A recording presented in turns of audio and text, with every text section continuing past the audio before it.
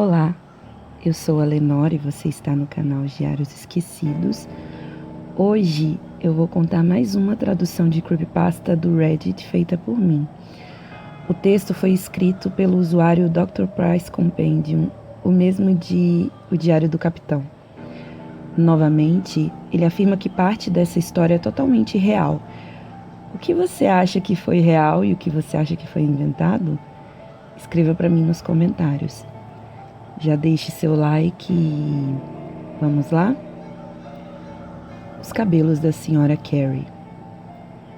Sou socorrista e estou acostumado a me deparar com muitas cenas bizarras ao longo dos meus atendimentos e plantões. Porém, devo dizer que as circunstâncias nas quais nós encontramos a Sra. Carrie foram, no mínimo, desagradáveis. Ela havia morrido há pouco mais de uma semana quando fomos chamados, embora fosse difícil determinar se aquele mau cheiro vinha somente de seu corpo em decomposição ou se também vinha da casa em que ela morava. Era difícil determinar. O local estava praticamente inabitável, coberto de lixo, embalagens de comida vazias, revistas velhas, enfim. Era uma daquelas casas de acumuladores de porcarias. Simplesmente nojento. Não estava claro por quanto tempo ela esteve sentada naquele enorme sofá. Era uma daquelas peças mais antigas, com vários assentos, feito de couro, enfim. Deve ter sido bonito um dia, não era mais. Perguntamos a um homem estranho com quem ela vivia e ele achava que já se faziam 5 anos que ela não se levantava mais dali. A Sra. Carrie era obesa mórbida e não tinha mais forças para conseguir se levantar. Mesmo assim, seja lá qual for que tenha sido o tempo, foi o suficiente para que ela se tornasse, literalmente, parte daquele sofá. Os botões e pregas haviam se entranhado na pele da pobre senhora, que literalmente se fechou em volta do material de couro. Mulher e sofá se tornaram apenas uma criatura, por anos, até que o seu último suspiro de vida chegou. Por incrível que pareça, aquela não foi a primeira vez que meus amigos paramédicos tinham visto uma pessoa em situação tão deplorável, mas certamente aquele tinha sido o pior caso. A aparência da casa, o cheiro, a visão da pele dela e do couro do sofá literalmente transformados em um só, foi uma experiência tão repugnante que nenhum de nós, a princípio, notou o cabelo que crescia de sua cabeça e estava também pregado atrás das costas. O cabelo da Sra. Carrie cresceu ao longo de vários anos e os fios foram se aglomerando e ficando presos entre as suas costas e o encosto do móvel. Enquanto tentávamos erguê-la do sofá, percebemos que os fios estavam grudados no couro do assento, o que fazia com que a cabeça dela fosse puxada para trás a cada tentativa. Foi aí que percebemos que as madeixas também haviam se fundido ao sofá. Tentamos livrá-la daquela prisão sem precisar cortar os cabelos, mas não teve jeito. Se continuássemos puxando, o seu escalpo literalmente seria arrancado da cabeça. No fim, peguei um par de tesouras na cozinha e cortei-lhe os fios. Melhor do que deixar um pedaço, literalmente, da pobre senhora ali. O resto do procedimento não foi fácil. Não havia um saco onde coubesse o corpo. O caminhão de bombeiros quase virou com o peso e foi preciso que diversos homens se juntassem no esforço de fazê-la caber na caçamba. A suspensão do veículo até foi danificada, mas conseguimos, tentando ao máximo dar um pouco de dignidade àquela mulher. Avisei aos policiais que eles deveriam falar com o estranho parceiro da Sra. Carrie. Haveriam questões para ele mais tarde, já que aquela cena configurava negligência por parte dele. E afinal, por que demorou tanto para ligar e pedir ajuda após a morte?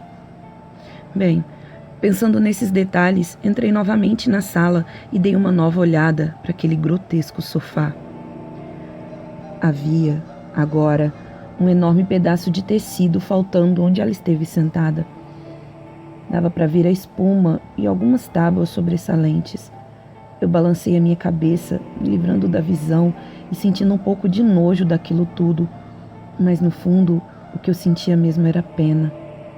Mais um caso trágico. Então, enquanto estava distraído com aqueles pensamentos, algo chamou a minha atenção. Eu pensei ter visto algo movendo-se no meio das espumas fétidas. Me aproximei, abaixando o meu rosto. O que tinha sido aquilo? Um inseto? Mas tudo o que consegui ver foi uma mecha de cabelo jogada onde esteve o corpo da senhora Carey. De repente, uma mão tocou o meu ombro e eu quase gritei de susto. Me virei e fiquei surpreso ao ver o parceiro da senhora Carey me encarando com um olhar assustado. Não mexa, você não vai saber lidar. E engasgou, visivelmente apavorado. Lidar com o quê? Eu respondi, pensando que ele poderia estar se referindo ao corpo, ou lugar, enfim. Eu estava prestes a explicá-lo gentilmente que precisamos fazer com o cadáver, quando ele lentamente apontou para o sofá. Aquilo. Você não saberia lidar. O que sobrou dela. Para ser honesto, eu não tinha a mínima ideia do que ele falava. Para mim, ele se referia ao sofá e manter aquilo não me parecia muito higiênico.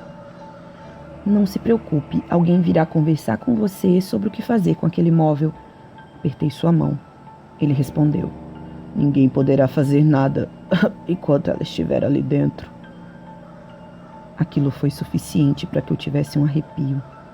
Sorri para ele e dei a desculpa de que precisava sair, deixando-o ali. Do lado de fora, havia mais ar fresco e sanidade mental. O dia estava chegando ao fim e pensei no quanto a loucura era algo interessante. As palavras dele, no entanto, ficaram soando em minha cabeça junto com aquela visão do cabelo se movendo. Por dias, não parei de pensar nisso. Eu disse à minha esposa, uma apreciadora de histórias estranhas, sobre o sofá, o cabelo e o estranho homem. Ela me abraçou e sugeriu que, daquela vez, eu parecia meio obcecado e que, portanto, deveria falar com um especialista, um psicólogo. Não era normal ver cabelos se movendo sozinhos, segundo as palavras dela. Respondi que iria, sabendo que, com certeza, não procuraria ajuda coisa nenhuma, e fui para o quarto dormir. Durante o sono, tive um pesadelo com o qual o cabelo saía lentamente de dentro do sofá nojento. Durante a semana seguinte, eu tentei de todas as formas esquecer aquela maluquice e concentrei-me no meu trabalho. A cada novo atendimento, eu quase fiz algumas besteiras porque estava distraído demais. Eu só pensava nos cabelos da senhora Carey. No entanto, me surpreendi quando, depois do 7º dia, dei por mim na frente da casa dela. Respirei fundo e disse que aquela visita seria uma boa ação. Inventei para mim mesmo que precisava checar o estranho companheiro da senhora Carey e não que tinha ido ali para olhar novamente o sofá. Sim, minha esposa estava certa.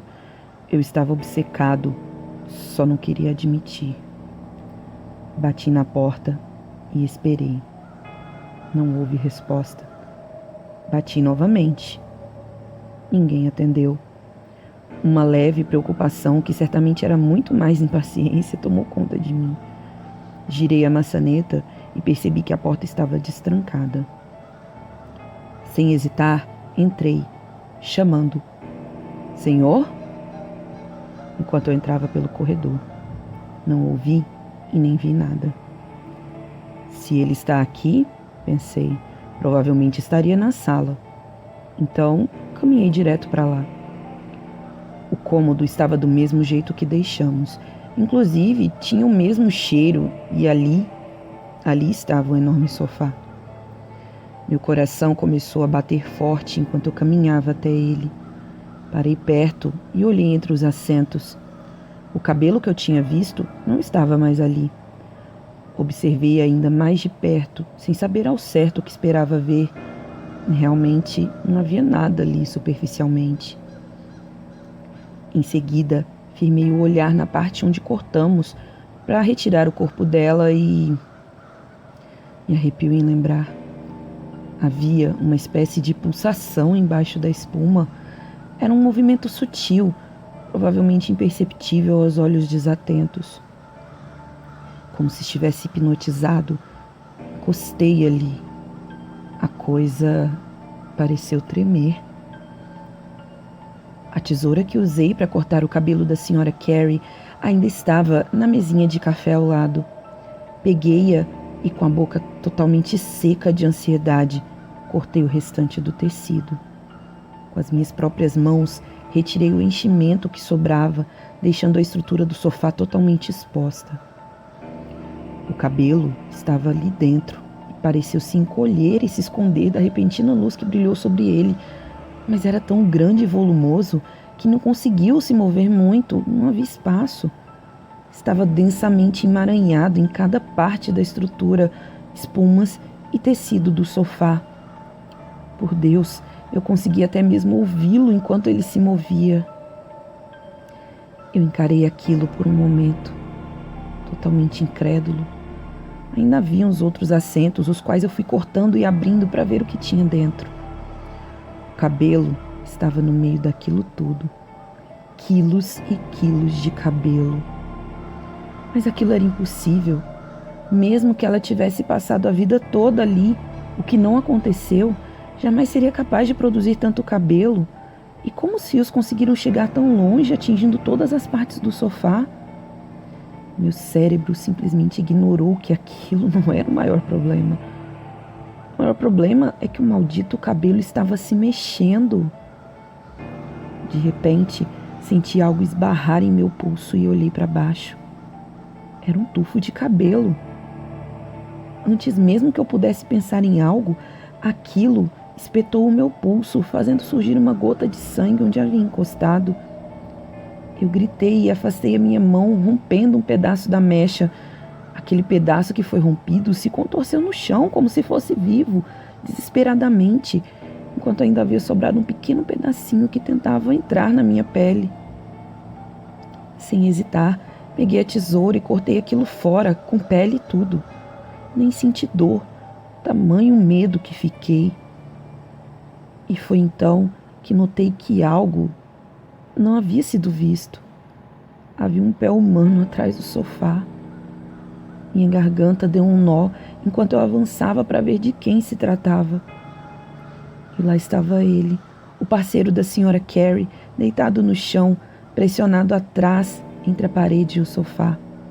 Havia cabelo enrolado em todo o seu corpo, crescendo de dentro da sua pele, saindo pelo nariz, boca, ouvidos, menos pelos olhos. E foi com eles que ele lançou a mim um olhar desesperado, como se pedisse ajuda. Percebendo a minha aproximação, o cabelo se enrolou ainda mais no corpo do pobre homem, esmagando seus ossos e arrastando-o para dentro do sofá. Eu sabia que era tarde demais para ele, mas eu ainda podia fazer algo. Alguns dias depois, um colega me perguntou se eu tinha ouvido da tragédia na casa da Sra. Carey. Obviamente, eu disse que não e perguntei o que havia acontecido. Não se sabia ao certo, ele disse. Um incêndio, uma tragédia. O parceiro dela havia sido encontrado no meio das cinzas, totalmente irreconhecível. Não havia sobrado nada, nem da casa e nem do homem. Sem pensar muito, perguntei do sofá. Ele riu, dizendo: virou cinza também, ué, mas ele já não prestava para nada mesmo, né? Eu concordei, passando a mão sobre o meu pulso machucado. Talvez agora fosse a hora de procurar ajuda psicológica, pensei. Bom, esse foi o fim da história. Eu espero que vocês tenham gostado. E se vocês gostarem, já deixa o joinha, me ajude a sair do flop. É muito importante quando vocês curtem, quando vocês deixam um comentário. Se vocês tiverem alguma sugestão, queiram que eu traduza alguma creepypasta, é só deixar nos comentários também ou me mandar por e-mail. É isso. Obrigada e tchau, tchau.